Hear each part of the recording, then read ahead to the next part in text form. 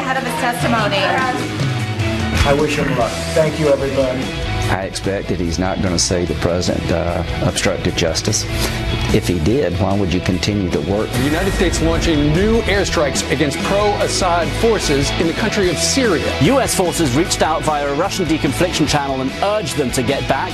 They did not listen, and so a U.S. strike took out the weapons. Amazon Prime came out and said they're going to offer a discount to people that are on food stamps. Amazon is online, so how do they go online? They must have a computer and or a way to go online, so why are they on food stamps? NSA worker charged with leaking top government secrets this morning. Winter's parents now speaking out. I want her to be treated fair. I want her to be safe. If she did this, as the allegations say, and she's convicted, she should go to jail. George and Amal Clooney welcoming twins, Ella and Alexander. They jokingly add that George is sedated and should recover in a few days. Yeah. George Clooney did say, he said, all my friends have kids going to college, and they're all laughing at me now. Absolutely, yeah.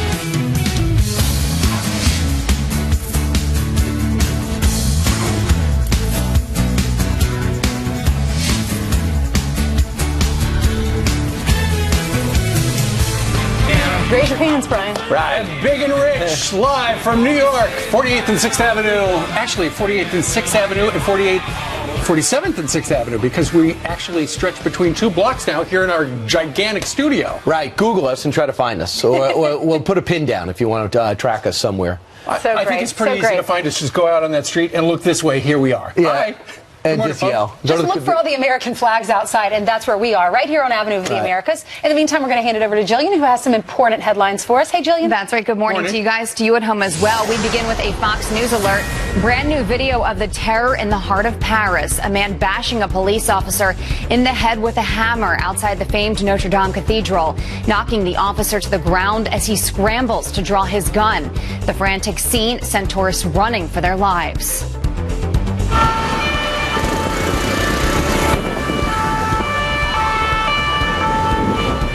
The suspect claiming to be an ISIS soldier, shouting, quote, "This is for Syria," before a police officer shot him in the chest. Officials say he's a student working on his doctoral thesis who had not been on their radar.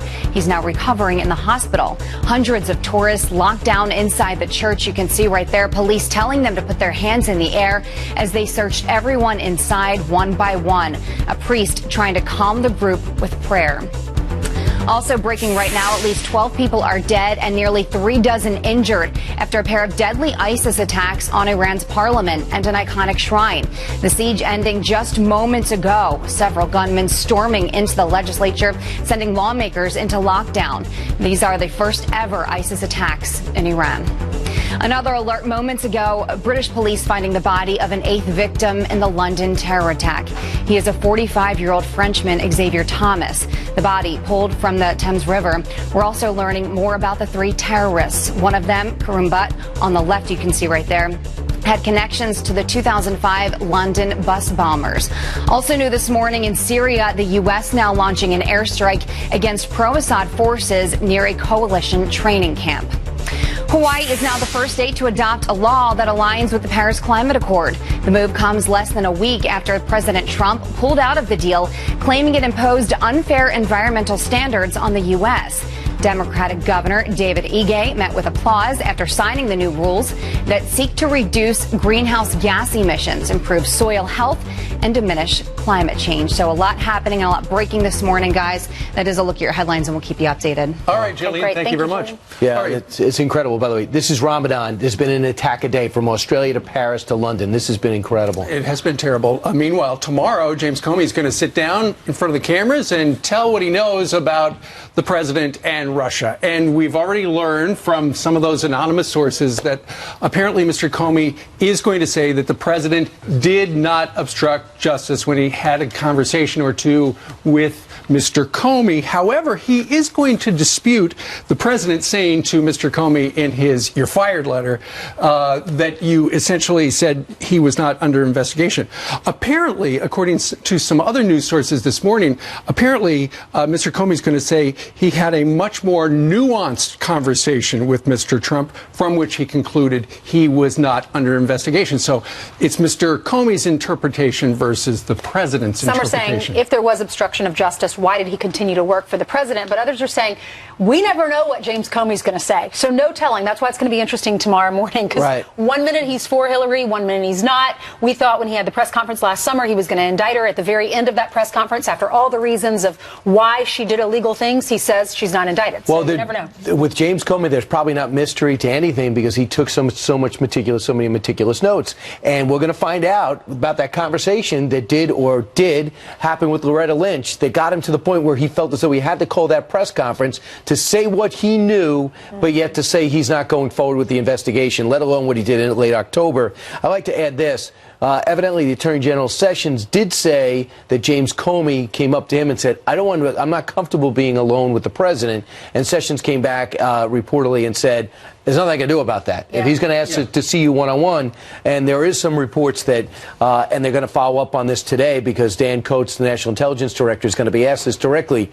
Did the president ask you to get involved and tell James Comey to back off? Essentially, he said he did ask Pompeo and Coats, he's head of the CIA, to sit back, lay back, I need to speak to you, at which time he expressed his frustration with this Russian investigation because fundamentally the president thinks nothing happened. Why are we doing this? You're wasting your time. If those stories are true, I mean, there are a whole bunch of anonymous sources telling different newspapers different things about what the president supposedly did or didn't do. We actually have the president on tape. Well, Steve, can I just follow up just while everyone's thinking about it? Sure. This is what Director Coates, the spokesperson, said to this story. He has never felt pressured by the president or anyone else in the administration to influence any intelligence matters or ongoing investigation. See, that refutes the story. The president, he did not stop the investigation or what James Comey's going to do tomorrow, and he doesn't seem to be worried about what he's going to say tomorrow, because listen to this. What message do you have to Jim Comey ahead of his testimony? I wish him luck. Thank you, everybody. All right, so the big question is, good luck. Will the president be watching tomorrow? Sean Spicer said yesterday that the president's got a very busy schedule. However, there's a possibility, and this story is out there, he could be live tweeting. When Comey says one thing, he might actually have his smartphone and be live tweeting a response in real time. So although stay tuned for that. He's been remarkably disciplined when it comes to tweets over the last couple of weeks in Russia. He's been laying out on that topic because he's been urged by his legal counsel not to do it. We did ask you that question, and there's no bad answer. We just want your answer. Do you want the president live tweeting? Do you think that would be help or hurt? Do you think that helps you? Do you think it helps him? So weigh in. All right. What does Mike Huckabee make of all of this? Listen to this. Every consumer has to become his or her own editor anymore, because in the old days, somebody would sit at the editorial desk and they would determine which stories are the most important. And importance was based largely on which had the greatest impact on people's lives, which ones were legitimately important. Now it's which ones will make the president look bad. So they ignore his infrastructure proposal. They ignore his trip to the Middle East. They ignore efforts to change the tax code and the tax rate and to grow the economy and the fact that the stock market is responding. And so they focus on what James Comey is going to say on Thursday. And did the Russians somehow mess with the elections? And poor Hillary, she was cheated out of the election because she was really the popular vote winner. Sean, this is why I say it's not careless journalism. It's corrupt journalism, and that's intentional on their part. All right, so we asked you what you thought about what's going to happen tomorrow, whether you're going to watch. Ed on Twitter says, I want Comey to tell America his true thoughts on the honesty of the U.S. government, both sides. Richard says, I want to know where all of Comey's notes are stored. Has all of his work product been turned over to the federal government? That's what you were talking about, Brian. Yeah, and Robbie says, why was Hillary Clinton and her team allowed to destroy iPhones, iPads, laptops that contain sensitive information? Why didn't he personally do the interview? Why did she come in on a Saturday? This is me. Why did she come in on a Saturday to interview real quickly with a huge attitude, with a terrible attitude towards interrogators? I think it was the day after 4th of July. That's right. So a lot of people say that's July 5th. You will see Mr. Comey live on Fox News Channel tomorrow. Meanwhile, let's talk about from that reality show go to reality winner. She, the 25-year-old Augusta, Georgia NSA contractor who leaked top secret information to The Intercept, where they published it. It's interesting, you know, she's been arrested. She faces, 10 years at least in prison. Her parents down in Augusta, Georgia, talked to DailyMail.com, said, you know, our daughter, she's had a good record. She was in the military, but suggested she's being used for... Their daughter is being used for political purposes, which is curious given the fact that when you look at her social media profile and everything she has posted, she is very political. She does not like this president, and in fact, on election night, she made it very clear. This was her tweet on election night. Well, I don't even want to say this word because I was taught not to say it. Well, people can read it. Hashtag election night. Yeah, it says, well, people suck. Hashtag election night. Sarah Winters writes, Donald Trump, the most dangerous entry to the country, was the orange fascist we let into the White House. Sarah Winters is reality winner. I guess, did she change her name or her friends know her as Sarah? Well, that is believed to be her Twitter account. Right. But here's the most important thing. She had all this out there. Most of this stuff was out there in February when she got hired. Nobody, something about the NSA hiring procedures to give us a job that I feel is so important, and I think you should feel too, because she had such high clearance. You can't have an agenda to this degree and win the battle to get a job. I appreciate her service, and she's obviously very bright, knows a lot of languages, but so what? Well, if you're Barack Obama, you don't want to hire somebody that has if President Obama's president, and you have to hire people, you don't hire somebody that says, I hate Barack Obama. I love George Bush. You go, listen, I don't need that, someone who's that dug in party politics. And when I heard the story originally yesterday, I was like, she's 25 years old. Maybe she didn't know better. Maybe she didn't know. And then I read, no, she did. She took this information, she folded it up, she put it in an envelope. It was intentional. She does speak a lot of Middle Eastern languages, so that means she's very smart. Yep, sure. And that means she knew what she was doing. Very smart, but very dumb. Here's the thing about top secret clearance, which she brought from her Air Force job, and that is, in some cases, it is portable. You can take it with you to the next job. Air Force job. She serves under the Commander-in-Chief. Oh, I completely understand. What I'm trying to explain is, so the clearance goes into her next job at Pluribus. Pluribus hired her in February with 2 or 3 months worth of stuff where she's talking this way about the Commander-in-Chief, which if I'm the NSA contractor, Pluribus, I'm thinking, could she potentially be a risk of leaking some stuff out? And losing that. Out, the answer is yes. And losing that government contract. And how many more are like that out there? 1.3 million in the country have that clearance. Next on our rundown, this week the VA secretary rolled out a new plan to help our veterans, and he says he's not done yet. What's next? Stick around. The VA Secretary, Dr. David Shulkin, is here live. And we showed you this video yesterday, one man's incredible water slide trick. We wondered if it was the real deal, and now we know. Stay tuned. It's like a superhero. Stay dry. I'm having such a good time. I'm having a ball. Don't stop me now. If you want to have a good time. Don't stop. Yes, I have a good time. I don't. In recent years, it has taken not just days or weeks, but many months for the records to follow the veteran. We are finally taking steps to solve this situation once and for all. President Trump praising the VA's plan to modernize medical records. He said that on Monday of this week. That move just announced by VA Secretary Dr. David Shulkin. Secretary Shulkin joins us right now. And, of course, he had to answer the press's questions earlier in the week. Dr. Shulkin, you're not stopping there, but you are saying that there's going to be a change. When you leave the Defense Department, when you stop fighting for the country, there's going to be no gap from when you go to the VA system, correct? That's correct, Brian. It just makes sense. Once you enter the military, till the time all the way up to your death, you're going to be followed by one system, and there's not going to be any gaps in care. And that's been a huge problem. It leads to the wait times. Hey, I just been out for a month. I need this care. I'm out. Let me get your paperwork in. Now it's all going to be electronic and quick, and it's already started. But you didn't stop there. What passed through the Senate yesterday? Well, yesterday, fortunately, the Senate passed the accountability bill, and now we're going to see that return to the House. I expect the House will quickly pass that again. They had passed it once before, and we'll get it on to the president so he can sign that and we can start making some changes. The president noticed. He tweeted this out. It said the Senate passed the VA Accountability Act. The House should get this bill to my desk as soon as possible. We cannot tolerate substandard care for our vets. So what changes? I understand one of the key changes is it's going to allow you to hire and fire.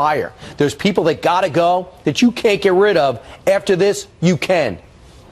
Yes, this bill is very important. It will allow me to make sure that we have the right people leading the VA.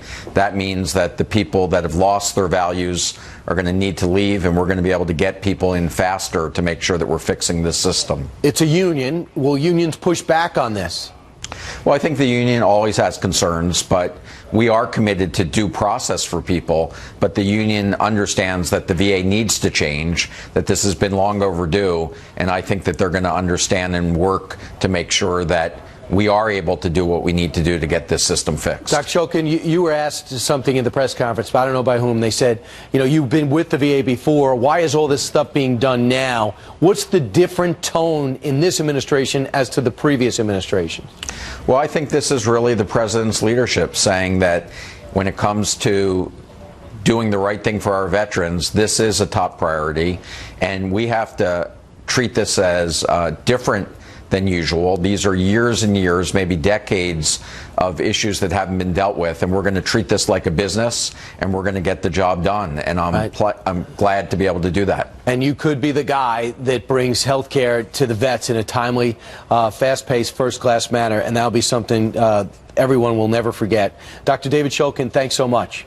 Thank you. And, of course, under the president's leadership. All right, coming up straight ahead. After a sniper murdered five of his officers, the Dallas police chiefs delivered an unforgettable message to the country. All I know is that this must stop, this divisiveness. Cops are still under siege today, so what can we do? That man, Chief David Brown, here next. Got a brand new book out. And how is President Trump going to pay for his wall? How about we use federal dollars going to sanctuary cities? We'll take a closer look at that. What about building it out of solar panels? We'll look at that.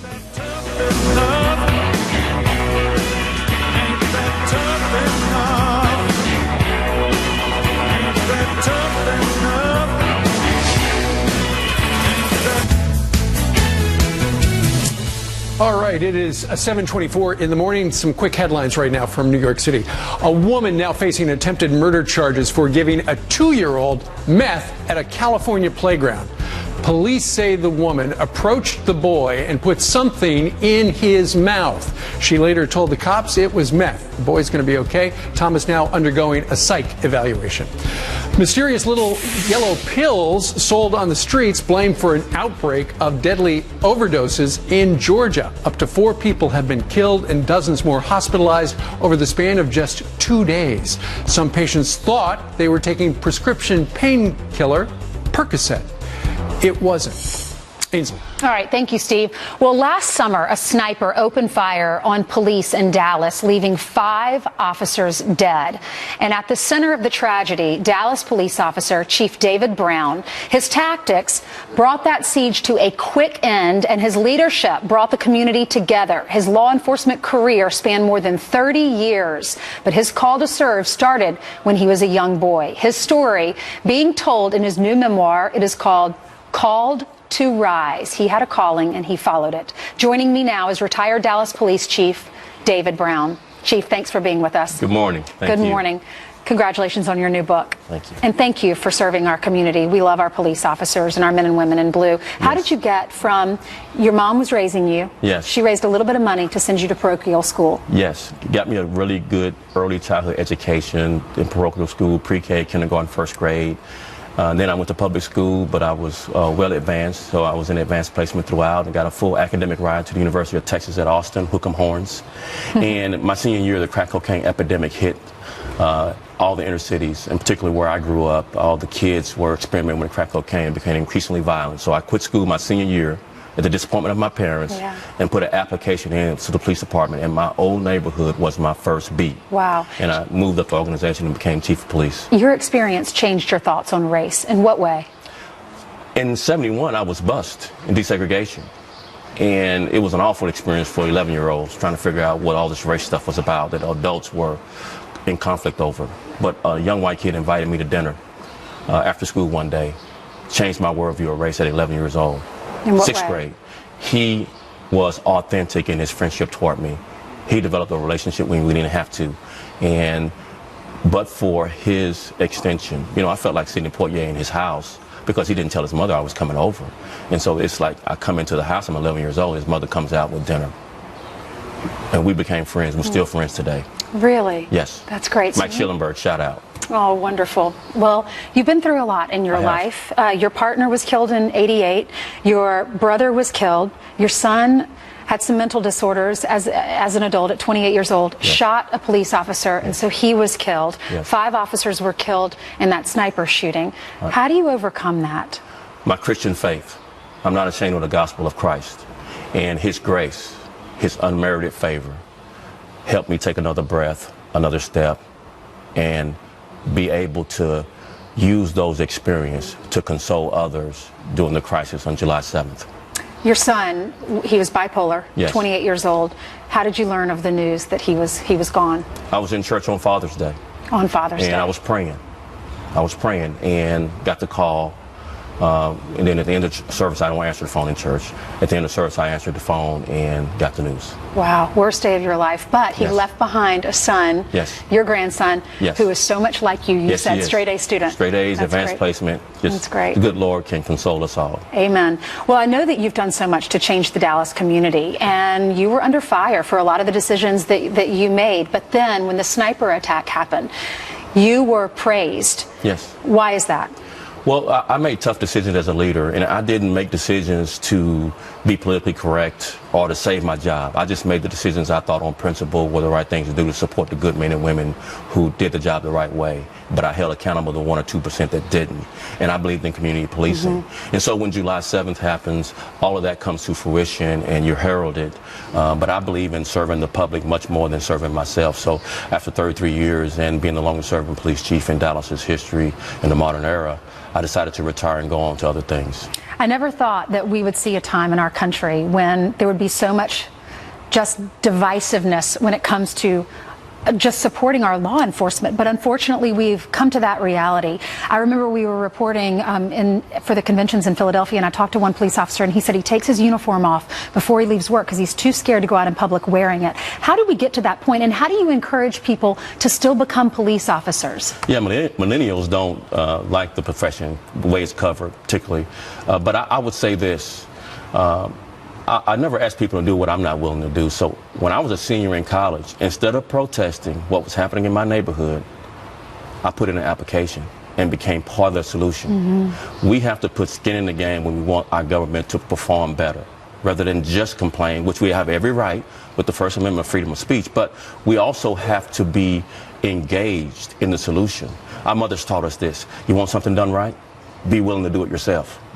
That's a good sage for all of us. That's why you became the chief. I've always heard to become a good boss, you can't ask your employees to do something you're not willing to do. That's exactly right. What about protests? Are they working? In our country, you go back to the history of our country, it's never been a protest that's changed things. World War II, we had to fight. Our founding fathers, they protested. They threw tea in the Boston Harbor, but they fought. The Civil Rights generation, they served and they fought.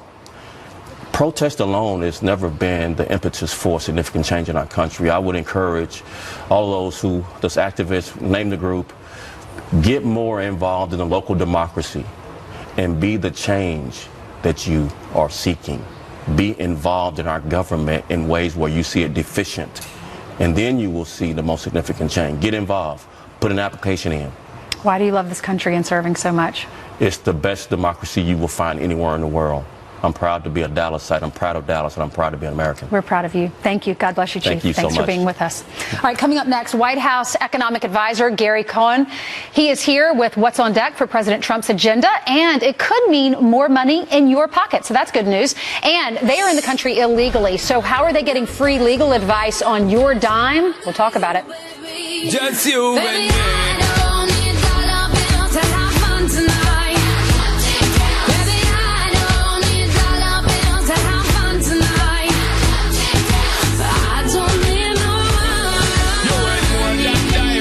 was that. You can't roll out your Al Gore until recently because it's been in hiding for 10 years. He's back. Yeah. Hey, let's go down to Washington, D.C. right now and bring in Gary Cohn. He is the president's chief economic advisor. Gary, good morning to you. Good morning. Good morning. Okay, so later today, after the president flies Air Force One into Cincinnati, I understand 5 minutes after he parks the plane, he's going to be speaking to the victims of Obamacare. Who are the victims of Obamacare? What does that mean? These are families that are losing their insurance or have had their insurance premiums skyrocket because of the cost of being part of Obamacare. You know, we're going into Ohio today. I'm sure you saw the news yesterday that one of the major insurers pulled out of Ohio. Yep. We're going to have 18 counties in Ohio with no insurance providers. Those are the victims of Obamacare, people that really want to buy insurance but just can't because there's no providers.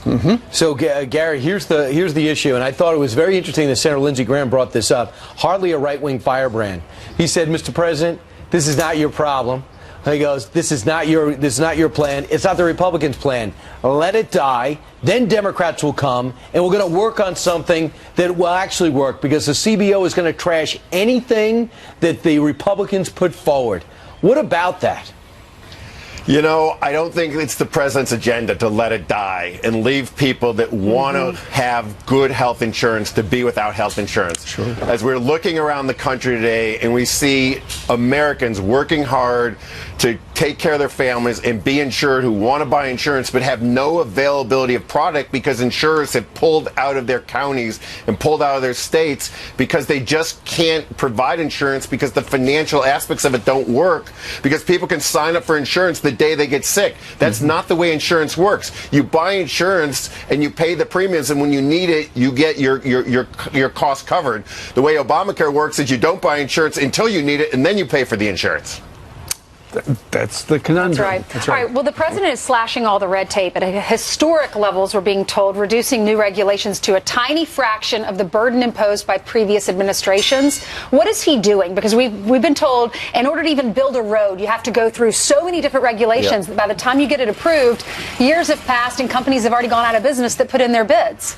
Yeah. So one of our big agenda items on infrastructure, and as you know, this is Infrastructure Week. We started by announcing air traffic control reform on Monday.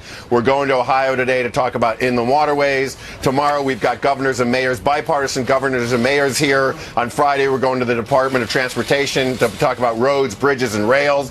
But one of the other objectives we have is the approval process. Right now it takes about 10 years to get any infrastructure project approved in the United States. We're going from a 10-to-2 philosophy. We want to cut the time frame from 10-year approval process to 2 years, and we want the agencies, the government agencies that have to go through their process, to work with each other and get approval processes as timely as possible. If we can't approve something, let's just turn it down and have the money and the capital move to something that can get done. The time delay really is costly in this whole process. American citizens deserve something better. And speaking of time delay, I know one of your main priorities is tax reform, and that's what the president would like to see. And we've heard, you know, we're going to get health care done, then we're going to get tax reform done. We'll do them early summer, late summer, fall. Now people are talking about, you know what, there's a possibility tax reform not going to happen this year. I know the president met with top Republicans yesterday. Are you guys all on the same page? Because it seems like the president and you want to go, but it seems like the Republicans in Congress, not so fast. Yeah. So yesterday was actually a very good day for us on tax reform. As you said, the president had Republican leadership into the White House, and then later in the day, Secretary Mnuchin and myself met with both House leadership, the Speaker and Chairman Brady, and we met with Senate leadership. We met with Leader McConnell and Leader Hatch. The six of us met. We talked about tax plan. We talked about the schedule. We agreed on a schedule. We agreed on our objectives, and we agreed on a time frame. Is it this year? And we're all on board to do it this year. There was a universal consensus to get it done this year. It took Reagan 2 years, and after he already got a tax cut right away, it seems like the new language is tax cut, not tax reform. Should we look into that? I think you should use both words, reform and cut. We yesterday talked about a very robust program where we're going to have reform and cut. We need to simplify the tax system in the United States. We need to be able to have American citizens go back to their kitchen table and do their taxes. It shouldn't be where you have to go out and hire a tax planner or you have to go buy some software to do your taxes. You should be able to do them at your kitchen table. Take your income, take your tax rate, and pay the government if you owe us any money. We like the idea of making it simpler. All right, Gary Cohn, thank you very much. We know you got to go to Cincinnati and fix the waterways today. Get your hard hat. Thank you. My pleasure. Thank you. Great to see you. You bet. All right, let's hand it over to Jill. You know, has some headlines for us. Good morning. That's right. Good morning to you guys, to you at home as well. Let's get you caught up on what you need to know at this hour. New York City will spend $26 million taxpayer dollars to give illegal immigrants free lawyers. The program will be offered to anyone facing deportation, even if they're convicted of serious crimes. New York City Mayor Bill de Blasio does not support that part of the plan, and he could veto it. Alabama Senator Luther Strange may be the newest U.S. senator, but he's wasting no time coming up with a way to fund the southern border wall, make sanctuary cities pay. Our simple solution is, if you're not going to comply with the law, we are a nation based on the rule of law, then we're going to use that money to build the wall. You just won't get it.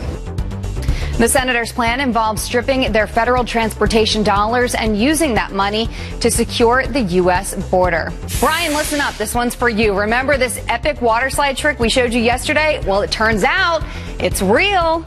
The guy in the video is a lifeguard at the Jamaican water park. He tells TMZ, this is what you have to do. You get a big push at the top.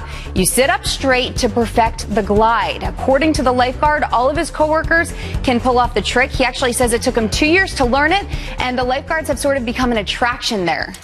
Are you still skeptical? No, I mean, if you give me that type of explanation, because I think if you can do that, you should also be responsible to fight crime.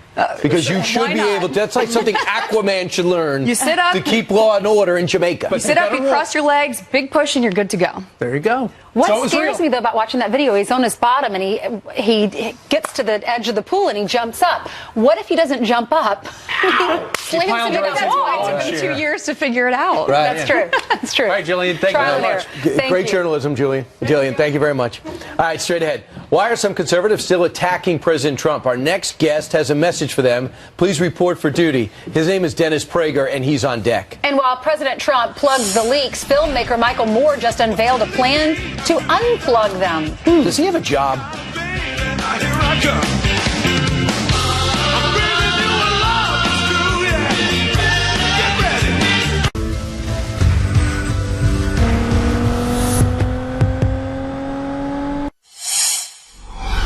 Well, he may have won their party's run for president, but Donald Trump's still facing attacks from Republicans and conservatives. And our next guest says they're making a big mistake. Here to explain is syndicated radio talk show host and founder of PragerUniversity.com. Dennis Prager joins us today from L.A. Dennis, what are you talking about? Why do conservatives still attack Trump, but should not? I actually finally figured it out, because I just want to say, so people understand where I'm coming from, I was totally anti-Trump through the primaries. Right. I wrote column after column against him. He was my 17th choice. I just want to make that clear. However, from the first column, I wrote that if he's the nominee, I will vote for him. Once he was the nominee, I passionately campaigned for him. And now I am still, so to speak, campaigning for him. And there's a very simple reason. There is something considerably worse than Donald Trump, and that is the left. And what conservatives who are attacking the president don't seem to understand is what the nature and depth of the threat to America that the left, not liberals, classical liberals are a non-issue to me. I admire them. But the left, which is now the Democratic Party, is operatively the left, poses to the United States. And I'll just give you one sentence here. When Barack Obama was running, he said, "We are 5 days away from fundamentally transforming the United States of America." That's what the left wants to do, fundamentally transform this country. I don't. All right. Dennis, you write that people, particularly conservatives, need to realize we're in a civil war, and he is the commander-in-chief. So if you believe in all things conservative or Republican-ish, you need to get in the boat, even though you might have to may have held your nose to vote for Donald Trump. That's exactly right. You know, listen, the beauty about appearing with you is that, you know, I can rehearse all of these things because I have a 3-hour show every day. So people call me up and they go, well, come on, Dennis, the lesser of two evils is still evil. They told me this during the campaign. And I said, no, the lesser of two evils is more good. Right. People don't seem to appreciate that fact. And I don't believe he's evil. I think it's wildly overstated, and I can't stand most of his tweets. And he doesn't speak like I do. It doesn't matter. He has achieved more conservative victories than all the Republican presidents, that is the two Bushes, since Ronald Reagan. Wow. It is, and if any of these conservatives who are anti-Trump would have been told in 1 year, you will have the most conservative cabinet in history, right. You will pull out of the Paris Accords, you will have a Supreme Court justice who was conservative, they would have said, wow, Cruz won? Right. That's a great point. So, Dennis, for the conservatives who may not be on the Trump train right now, what's your message for them? That we are in a civil war, and if you don't recognize it, then obviously it doesn't matter. You want someone who talks like you, and you could be proud of, and so on. And as I wrote in my response to the criticisms of me, and by the way, they were all very respectful, thank God, as is mine to them, because most of these guys are my friends, and most of them have made videos for Prager University on the internet. So it's a painful battle that we're having here. But I want them to understand. Flawed people can do great good. That is the way it is. I'm a religious Jew. I studied the Bible, and so do religious Christians, and they know God uses flawed people like King David and Rahab the prostitute. So I guess maybe if you're more biblically oriented, you can understand flawed people can do good things. And you say Donald Trump so far has done a lot of great stuff. All right, Dennis Prager, we thank you very much for joining us from Los Angeles. We're going to break away because we've got a Fox News alert right now. President Trump has just announced his nomination to replace James Comey as the FBI director. That coming up next.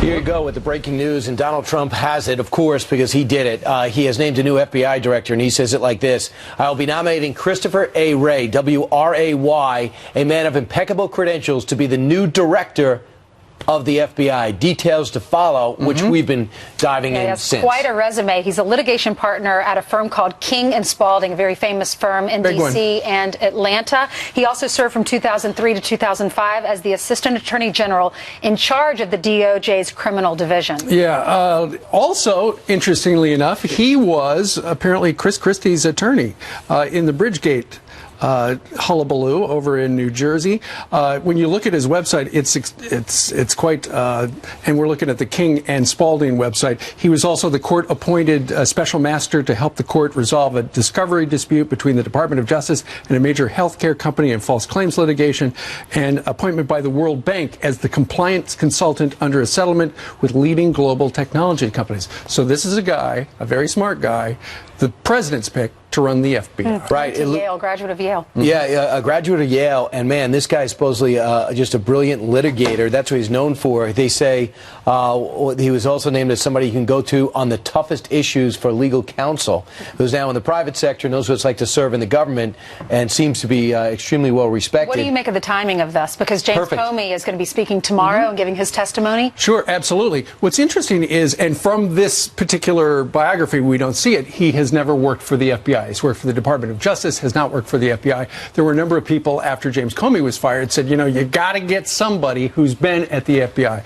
Mr. Wray, according to what we've seen at King and Spalding and that website, was not at the FBI. Well, people were wondering if he was going to appoint someone. People were wondering if he was going to appoint someone that had FBI experience and was not political, but he was appointed. As I mentioned, he was the Assistant Attorney General in charge of the DOJ's criminal division. That was appointed by President Bush. You know, a lot of people interviewed for that job, including the actor-director Andrew McCabe, as well as a guy that I know President Trump likes, former FBI agent and Congressman Mike Rogers. But in the end, it was Wray, who interviewed this week on Tuesday, who ended up getting the job. And they said yesterday there's no front runner to get the position. They probably knew at the time it was going to be Wray. But of course, too, you want to offer it to him, because remember 2 weeks ago before the president left, It looked like it was Lieberman's. It looks like Joe Lieberman was going to get it, but the president got so much political pushback, and there was a lot of pressure. He said, go with a criminal guy. Go with a guy with a criminal attorney background, not a political figure, even if he's as well-liked for many people as Joe Lieberman. Well, he clearly has been around Washington, D.C. for a very long time. He knows how it works, and now he is the president's pick to run the FBI. Once again, his name is Christopher A. Wray. Well, such an important, such a big agency, it's good that that position is being filled sooner rather than later. Right, and he's going to walk into a job that is going to demand that he get ramped up quickly. All right, so we're going to take a look at his biography. We've got Judge Napolitano on speed dial. He's going to be joining us to talk about the new FBI director coming up on Fox and Friends. I'm going to look at the judge's biography.